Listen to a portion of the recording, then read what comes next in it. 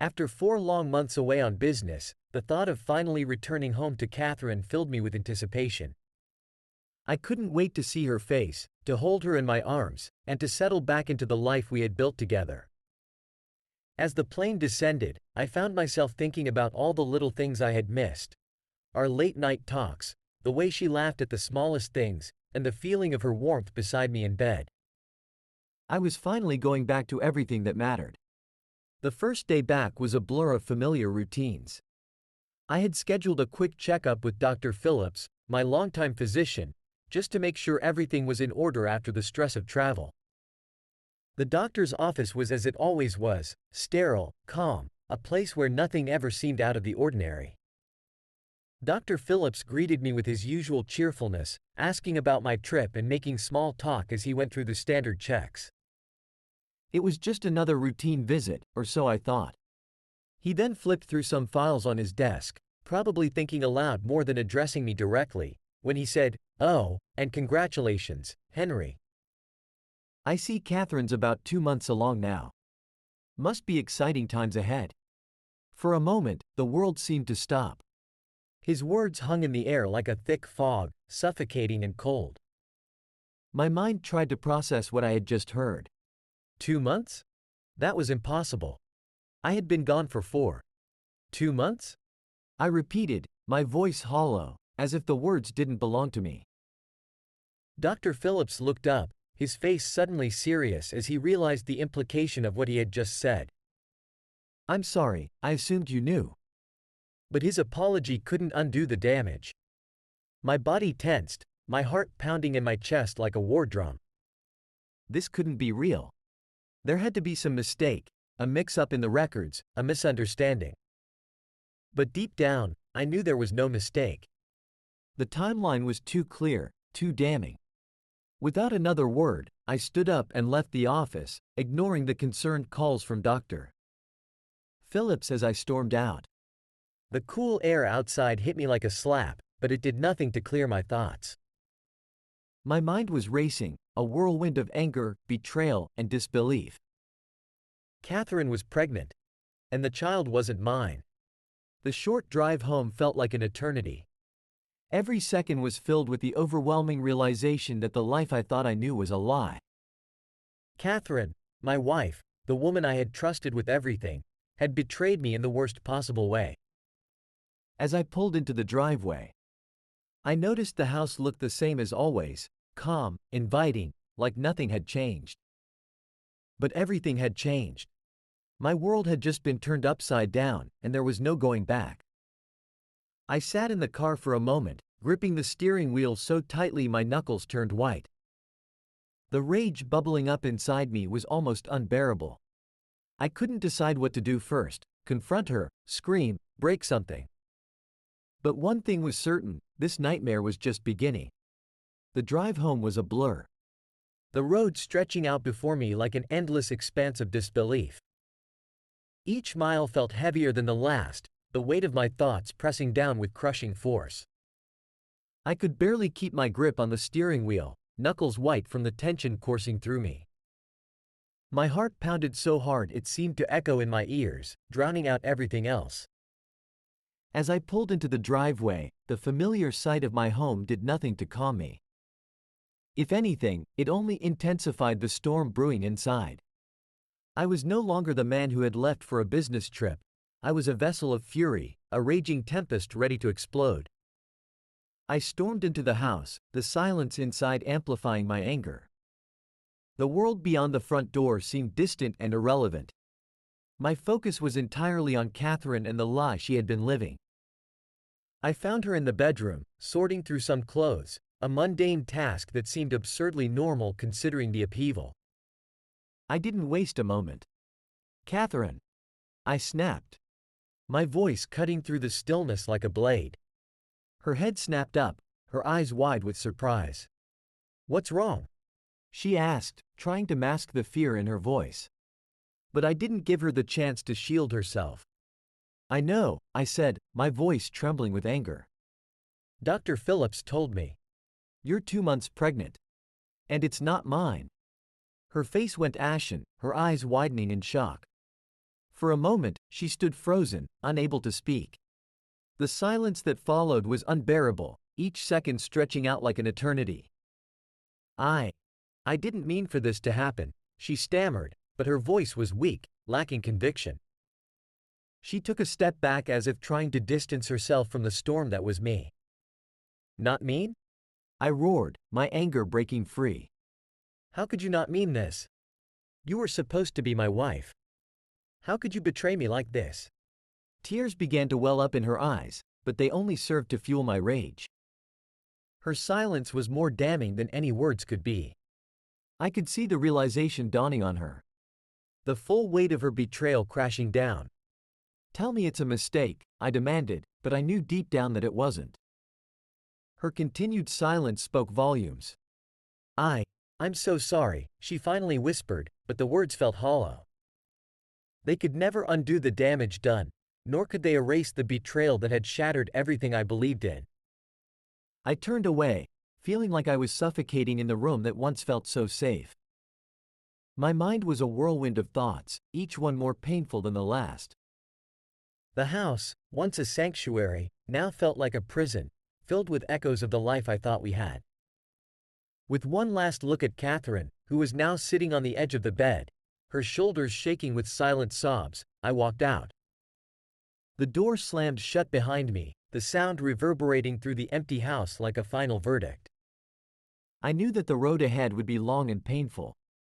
The anger inside me was a raging fire, consuming everything in its path. And as I stepped out into the night, I felt a cold resolve settling in. The life I had known was gone, and there was no going back. I slammed the door behind me, the force of it reverberating through the quiet house. My mind was racing, trying to process the enormity of what I had just learned.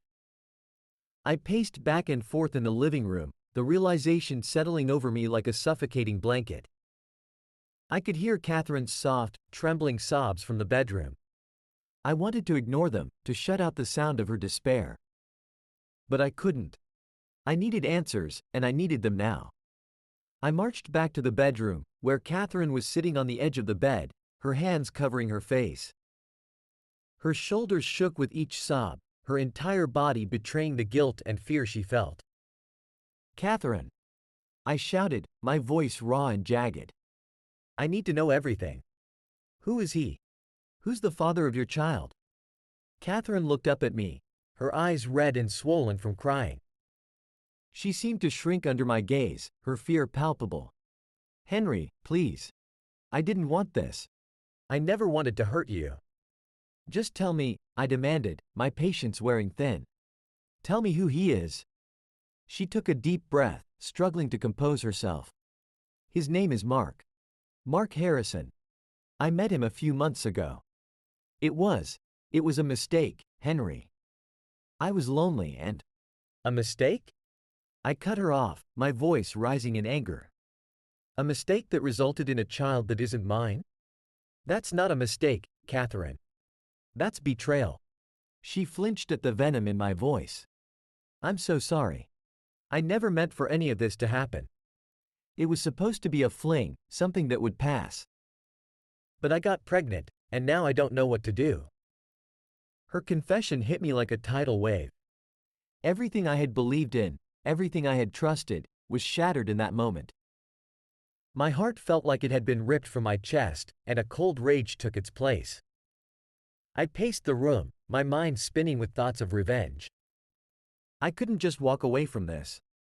I couldn't let Catherine think that she could get away with destroying everything we had built together. The betrayal was too deep, too raw. I want him to pay, I said finally, my voice steely with resolve. Mark Harrison. I want him to feel the same pain and humiliation that you've caused me. This isn't just about us anymore. It's about making him suffer for what he's done. Catherine's eyes widened in fear. Henry, please. Don't do anything rash. This will only make things worse. But her pleas fell on deaf ears.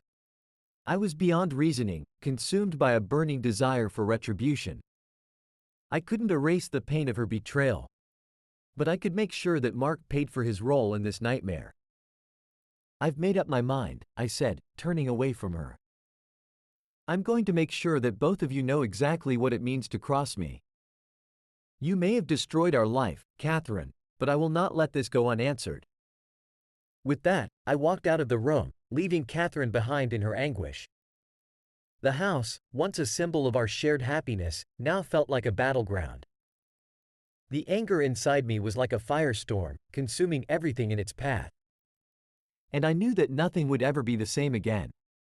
The world I had known was gone, replaced by a new reality where vengeance was the only solace I could grasp.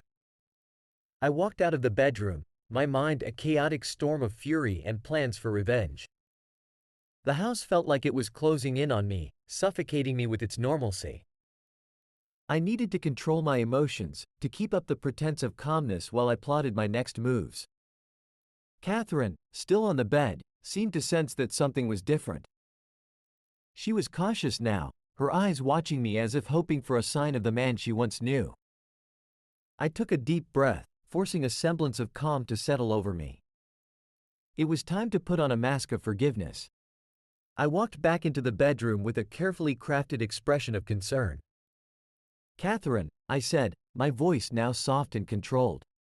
I've been thinking. She looked up, her eyes hopeful but filled with anxiety. Henry, I know I've made a terrible mistake. I'm so sorry. Can we please try to work this out? For the baby's sake? I forced a gentle smile, though it felt like it was tearing my face apart.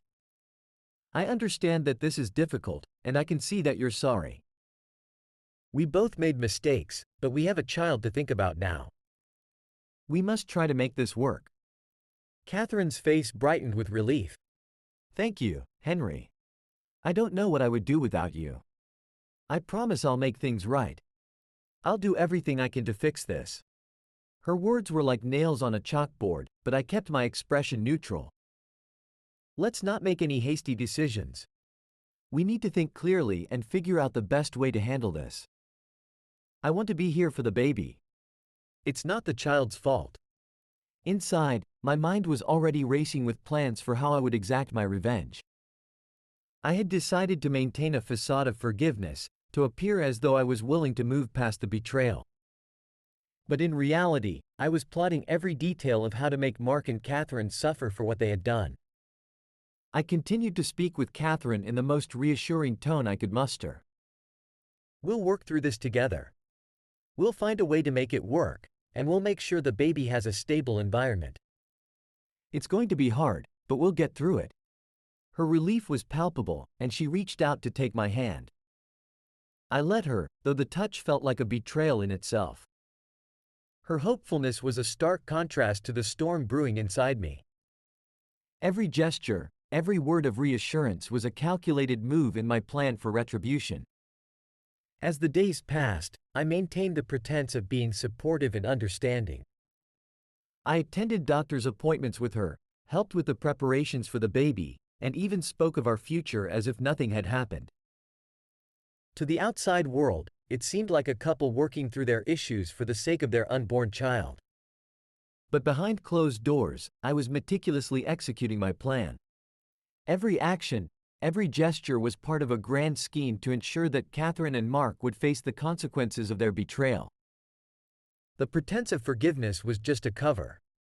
A way to keep them close enough to make sure my revenge would be both thorough and devastating. In the quiet moments, when I was alone with my thoughts, the anger still burned brightly. But I channeled it into my plans, using the facade of forgiveness to mask my true intentions. This was only the beginning, and my vengeance would come in due time. For now, I would play the role of the understanding husband, all the while plotting a future where Catherine and Mark would rue the day they crossed me. With the facade of forgiveness firmly in place, I turned my attention to Mark Harrison, the man who had become the centerpiece of my plans for revenge. Catherine had given me his name, but I needed more than just a name. I needed to dig deeper, to uncover everything about him so I could exact the most satisfying retribution. My investigation began with a simple search. I scoured online resources, social media profiles, and any available public records. It didn't take long for me to find Mark's professional details.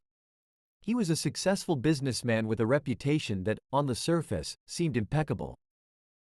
But as I dug deeper, I discovered something far more revealing. Mark and I had once been colleagues. The memory hit me like a jolt of electricity.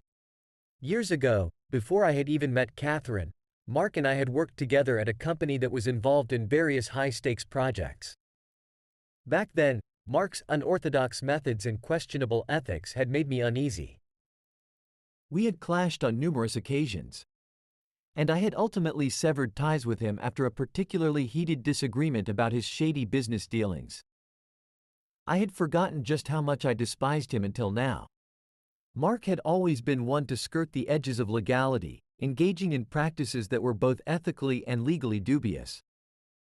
My departure from the company had been partly due to my unwillingness to be associated with his tactics. Armed with this knowledge, I delved into his current activities. Mark was now running his firm, specializing in financial services. The company's public image was polished, but I knew from experience that appearances could be deceiving. I began to search for any signs of malpractice or unethical behavior within his business practices. The more I investigated, the more I found.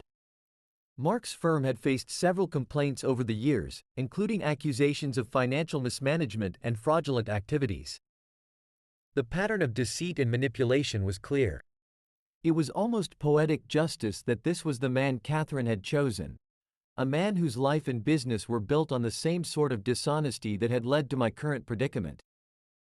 I contacted old colleagues and industry insiders who had once worked with Mark or had been affected by his dubious methods. Their stories corroborated what I had suspected. Mark had a long history of bending and breaking rules, often leaving a trail of disgruntled victims in his wake.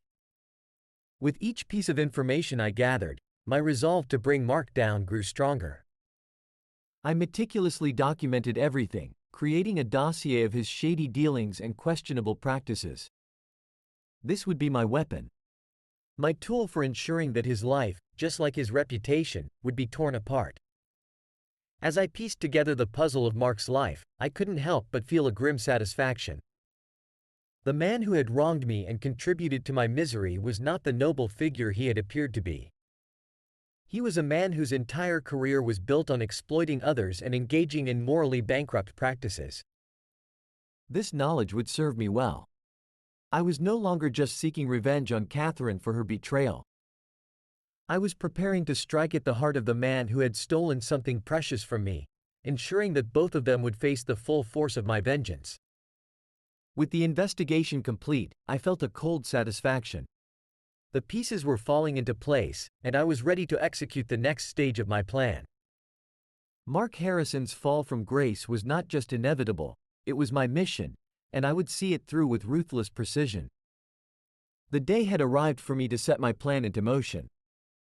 I had meticulously prepared for this meeting, ensuring that every detail was in place. The stakes were high, and I needed to be both convincing and strategic. Mark Harrison would soon be walking into a carefully laid trap, disguised as a lucrative business opportunity. I arranged for us to meet at a high-end restaurant, a place that exuded sophistication and success. The kind of venue where deals were made and fortunes were discussed. I wanted Mark to be comfortable, to feel like he was on familiar ground. This was his element, and I intended to use it to my advantage. As I waited for him to arrive, I reviewed my notes once more, making sure I had every detail of the proposed deal fresh in my mind. The deal was designed to be enticing, a partnership that promised significant financial gains with minimal risk. On the surface, it was an opportunity any savvy businessman would be eager to seize. Mark walked into the restaurant, his confidence evident in his stride.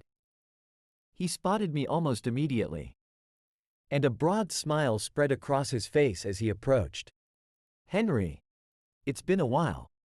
I'm glad we could finally catch up." I returned his smile, shaking his hand firmly. "Mark, it's good to see you. Please, have a seat." We settled into a private booth, the ambiance of the restaurant lending an air of exclusivity to our conversation. I could see that Mark was intrigued, his interest piqued by the opportunity to discuss business. He ordered a drink, and I did the same, both of us easing into the conversation. "So, what's this exciting proposal you mentioned?" Mark asked, his eyes glinting with curiosity. I leaned forward slightly, maintaining an air of casual professionalism. "I've been working on a new venture, and I believe it could be very beneficial for both of us. It's a joint project that involves a substantial investment with the potential for high returns." Mark's interest was piqued. "Tell me more." I launched into the details of the deal, outlining the investment requirements and the projected returns. The deal involved a series of financial maneuvers and market strategies that seemed complex but, in reality, were designed to lure him into a trap. The numbers were impressive, and the risks appeared to be minimal, a fact that I used to my advantage. "It's a unique opportunity," I continued, "one that could significantly enhance both of our portfolios. I've ensured that the risk is as low as possible, and the potential rewards are substantial." Mark listened intently, nodding as I spoke. His confidence and ambition were evident. He was tempted by the prospect of easy profits. What he didn't realize was that this deal was nothing more than a carefully orchestrated ruse to lure him into a position where I could exact my revenge. We discussed the finer details, and I could see that Mark was growing increasingly enthusiastic. He was already envisioning the success and the financial gains, blind to the fact that this opportunity was a calculated move on my part. "I'm glad you're interested," I said, finishing my pitch. "I'll send you all the necessary documents and details by the end of the week. We can finalize everything once you've had a chance to review them." Mark's face was a mask of excitement and anticipation. "I'm looking forward to it, Henry. This could be a game changer for both of us." As we parted ways, I couldn't help but feel a sense of grim satisfaction. The trap had been set, and Mark was eager to walk right into it. He had no idea that this seemingly innocent business deal was a carefully crafted ploy designed to bring him down. As I watched him leave, I felt a cold resolve settling in. The pieces of my plan were falling into place, and soon, Mark would face the consequences of his actions. This was only the beginning, and I was prepared to see it through to the end. The weeks following our meeting passed in a blur of activity and planning. Mark was eagerly anticipating the financial deal we had discussed, completely unaware of the trap I had laid for him. I had spent countless hours perfecting the scheme, making sure every detail was meticulously crafted to ensure his downfall. The deal I proposed was an elaborate financial maneuver, one that appeared both sophisticated and lucrative. It involved a series of high-stakes investments and market strategies designed to lure Mark into a false sense of security. On paper, it was a golden opportunity, a chance to make a substantial profit with minimal risk. In reality, it was a carefully constructed trap meant to plunge him into severe debt. I had enlisted the help of a few trusted contacts to further cement the illusion of legitimacy. They acted as intermediaries, providing false assurances and glowing endorsements of the investment's potential. The more convincing the setup, the more likely Mark would be to take the bait. The day arrived for us to finalize the deal. Mark arrived at my office, exuding a confidence that only made my resolve stronger. He had already reviewed the documents I provided, and his excitement was palpable. "Henry, I have to say, this looks incredible," Mark said as he entered my office, clutching the final contract. "I'm impressed by how thorough and well-structured this opportunity is." I greeted him with a warm smile. "I'm glad you think so, Mark. I've worked hard to ensure this is a win-win situation for both of us. Let's go over the final details to make sure everything is in order." We reviewed the contract together, going over every clause and provision. I made sure to highlight the potential returns and downplay any risks. The language was designed to be persuasive, painting a picture of enormous profits and minimal downside. Mark signed the documents with enthusiasm, eager to get started. "What's the next step?" he asked, his excitement barely contained. "The next step is to begin the investment process," I explained. We'll start with a series of transactions that will position us for the most significant gains. I'll handle the details and keep you informed of our progress. As the days turned into weeks, I watched as Mark's initial investments began to show signs of instability. The financial machinations I had engineered were set to gradually erode his capital, creating the illusion of market fluctuations. Mark remained optimistic, convinced that any minor setbacks were part of the natural course of high-stakes investments. I arranged for regular updates and reports that showed fluctuating but generally positive trends. Mark was reassured by the seeming progress and continued to invest more, believing that the opportunity was still as promising as ever. Unbeknownst to him, the scheme I had orchestrated was tightening around him like a noose.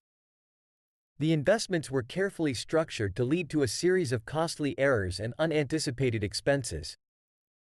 With each new financial move, the debts piled up, and the risk became greater. One day, as the financial strain became undeniable, Mark reached out to me in a panic. "Henry, something's wrong. The investments aren't performing as expected. I'm losing more than I anticipated." I listened with feigned concern, knowing that the situation was exactly as I had planned. "It's important to stay calm," I said reassuringly. "Market fluctuations can be volatile, but we need to stick to our strategy. I'll look into it and see what adjustments we can make." I arranged for a meeting to review the situation in person, ensuring that Mark would be fully aware of the depth of his predicament. As we sat down together, I presented him with a series of reports and projections that showed the extent of his losses. The numbers were grim, and the realization of his dire financial state was evident on his face. "This doesn't look good, Henry," Mark admitted, his voice heavy with frustration and fear. I didn't anticipate such significant losses.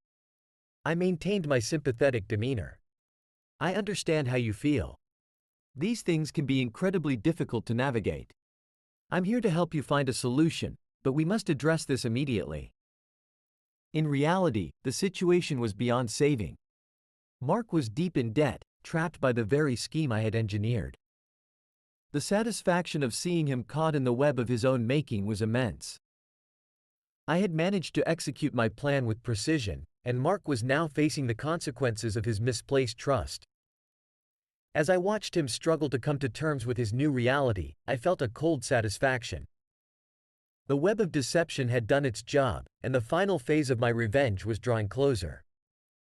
The next steps would be to ensure that Mark faced not only financial ruin but also the personal and professional fallout that would follow. The game was far from over, and I was ready to see it through to the end.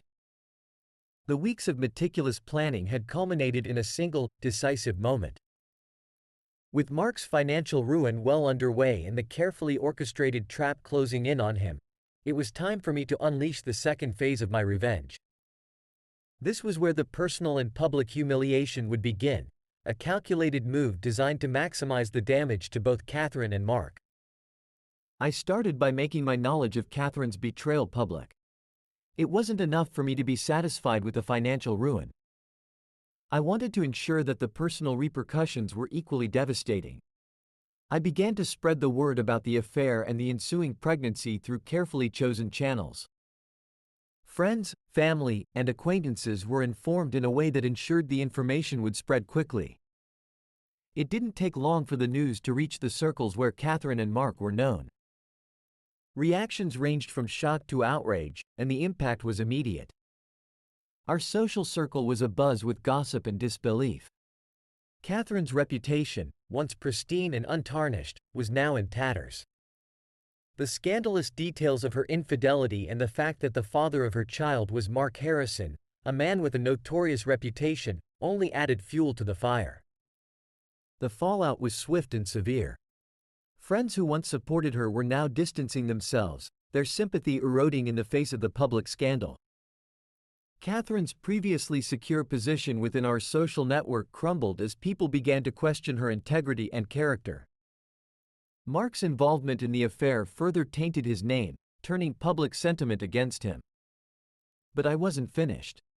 To ensure that the humiliation was as thorough as possible, I arranged a gathering of our closest family and friends. This was not just a casual get-together, it was a deliberate stage for exposing Catherine's betrayal. I wanted everyone who mattered to witness the full extent of her deceit. The night of the meeting was tense.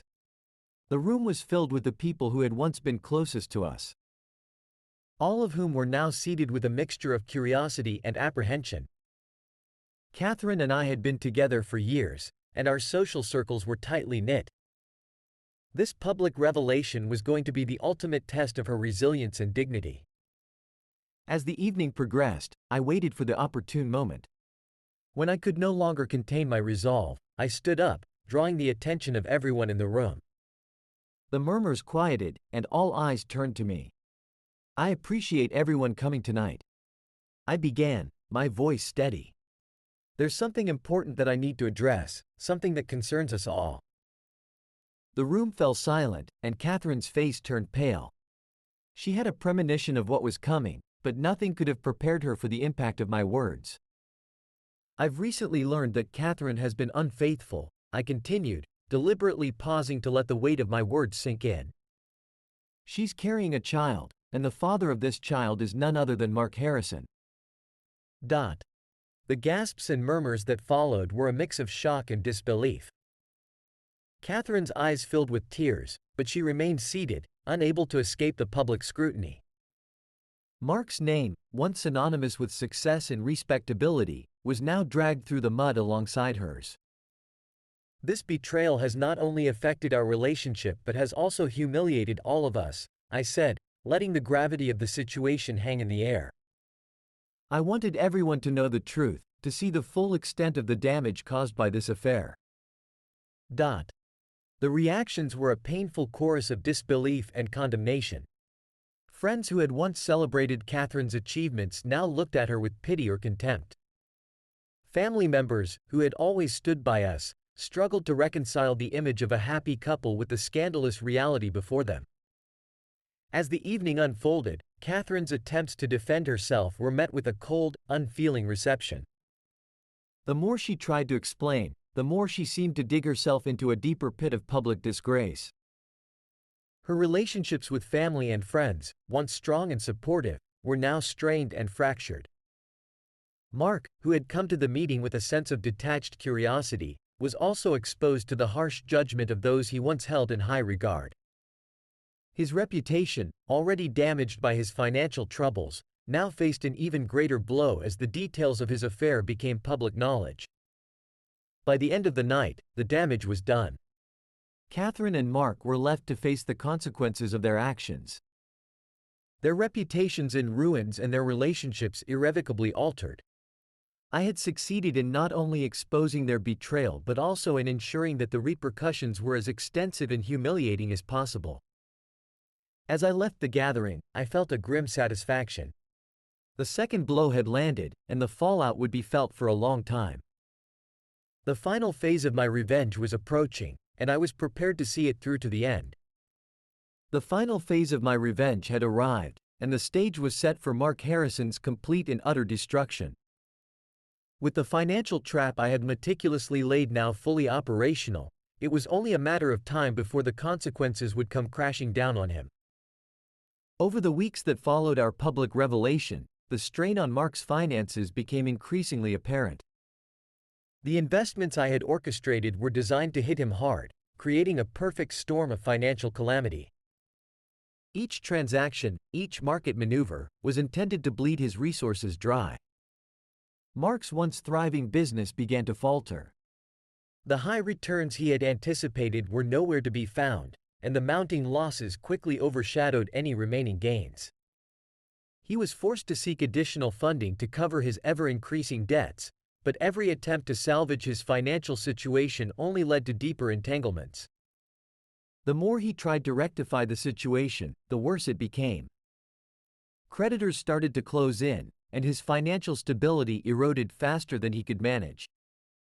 The once respected businessman was now facing an avalanche of debt, his assets shrinking as he scrambled to keep his company afloat. As Mark's financial collapse accelerated, so did the loss of his professional connections. Business partners, who had once been loyal and supportive, began to distance themselves. They were wary of being associated with a man whose financial situation was deteriorating rapidly. The whispers of scandal and the visible signs of failure pushed many to sever ties, leaving Mark isolated and vulnerable. Soon, it became clear that Mark was on the brink of total bankruptcy. The final blow came when he was forced to declare insolvency, unable to meet his obligations or recover from the extensive losses. His company was liquidated, and all remaining assets were sold off to cover his debts. The impressive empire he had built was reduced to a mere shell of its former self. The fallout from Mark's financial ruin was swift and unforgiving. His reputation, once a symbol of success and influence, was now tarnished beyond repair. The public humiliation and the scandal surrounding the affair with Catherine only served to exacerbate his downfall. Mark was left with nothing: no money, no business, and no respect. With Mark's financial destruction complete, it was time to turn my attention back to Catherine. The aftermath of the scandal and the public disgrace had taken a severe toll on her as well. The shame of the affair and the revelation of Mark as the father of her child had stripped her of her social standing and support network. As Mark faced the crushing weight of bankruptcy, Catherine found herself facing the fallout from their combined misdeeds. The public and private humiliation had left her isolated. The once supportive friends and family who had rallied around her now turned away, unable to cope with the disgrace she had brought upon herself. The emotional toll was immense. Catherine was now alone, without the support of those she had relied on. Her relationship with Mark, once a symbol of betrayal, was now a source of mutual disappointment and regret.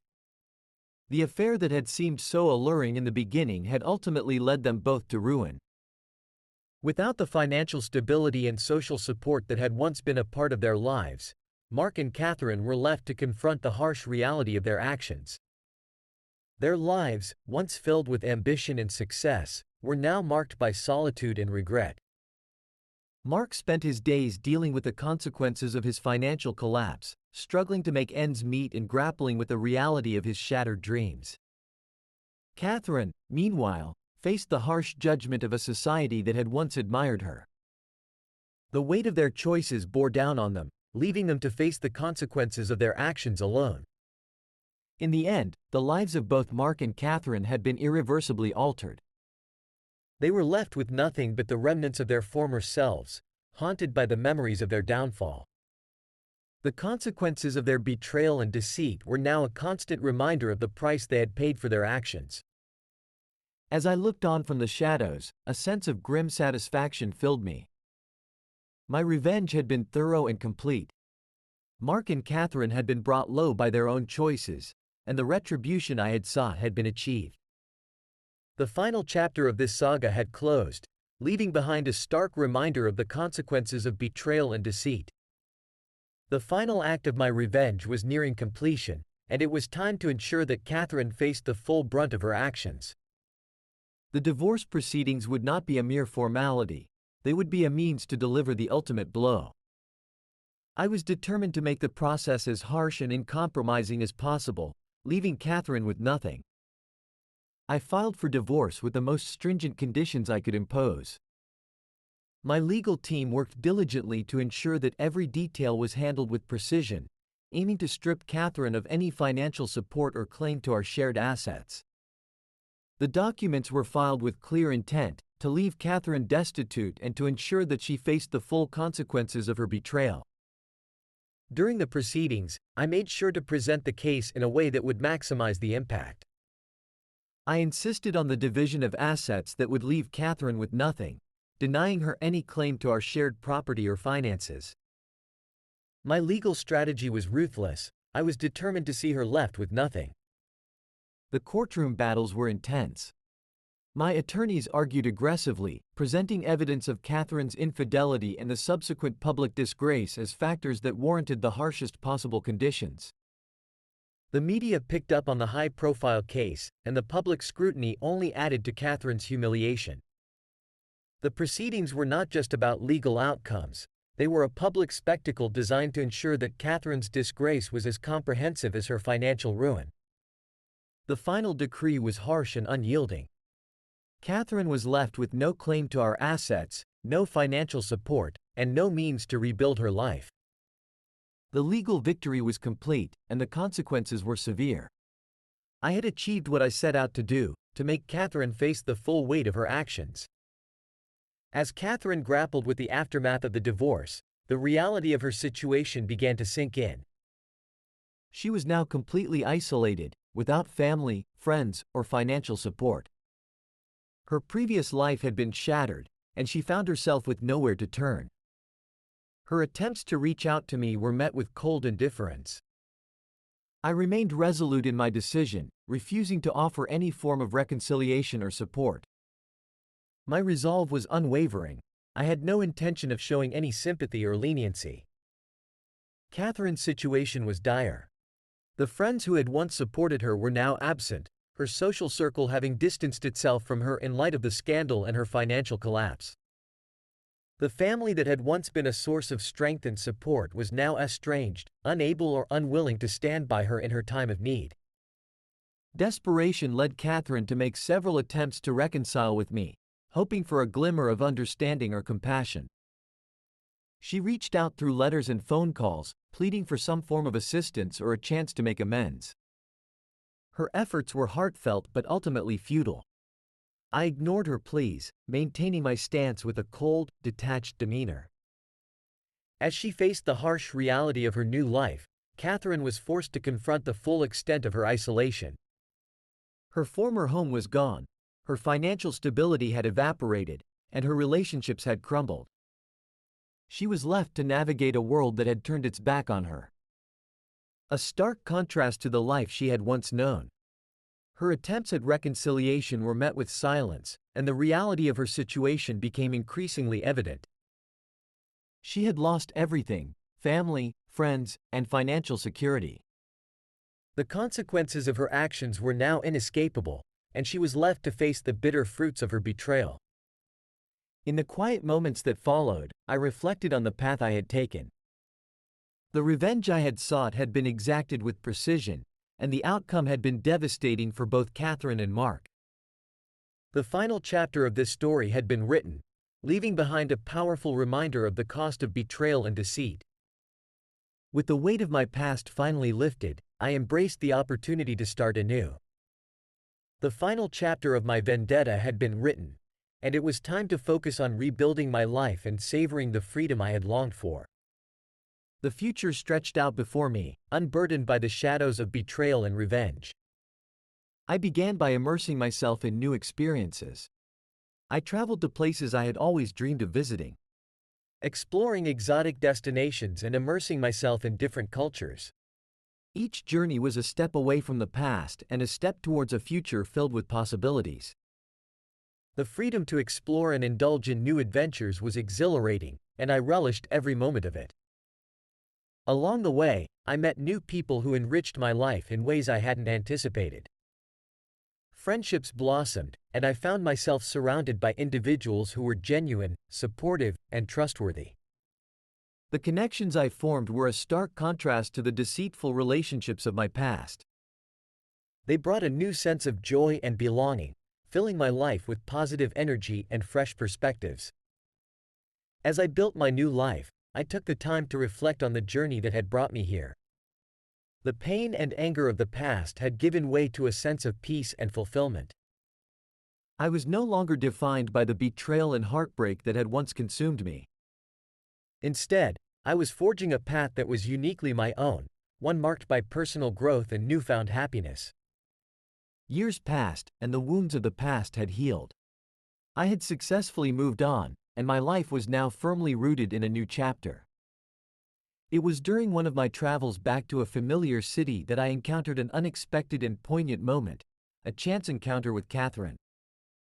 I had been strolling through a park when I spotted a familiar face.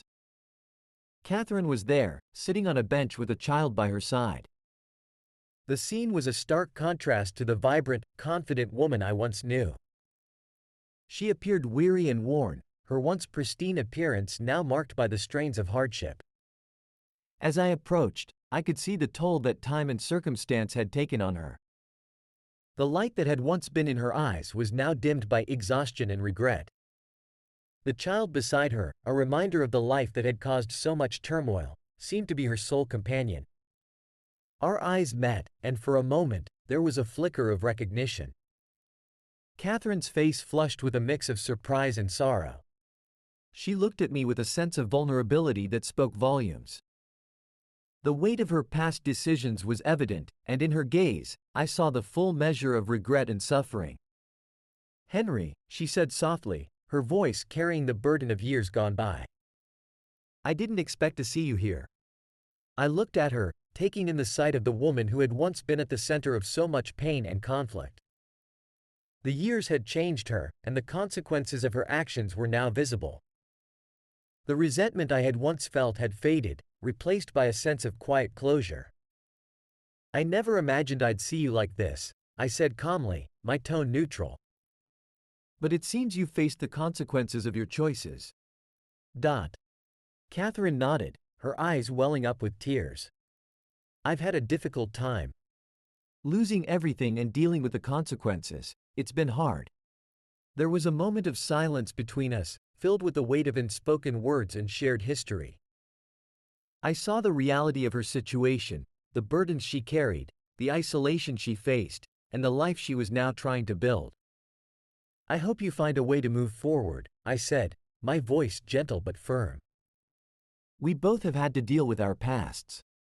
It's time for us to let go and find our paths." Catherine nodded again, wiping away a tear. "Thank you, Henry. I wish things had been different." As I walked away from the park, I felt a profound sense of closure. The encounter with Catherine was a reminder that my quest for revenge had been more than just a pursuit of justice. It had been a journey toward personal liberation. Seeing her in her current state confirmed that the scales of justice had been balanced, and my path forward was now clear. With the past finally behind me, I continued to embrace the new life I had built. The freedom, the joy, and the sense of fulfillment I had found were my rewards for enduring and overcoming the trials of the past. The final victory was not just in the revenge I had sought but in the ability to move forward with a heart unburdened by regret. And so, I moved forward, grateful for the lessons learned and the new beginnings that awaited. The past was behind me, and the future was full of promise.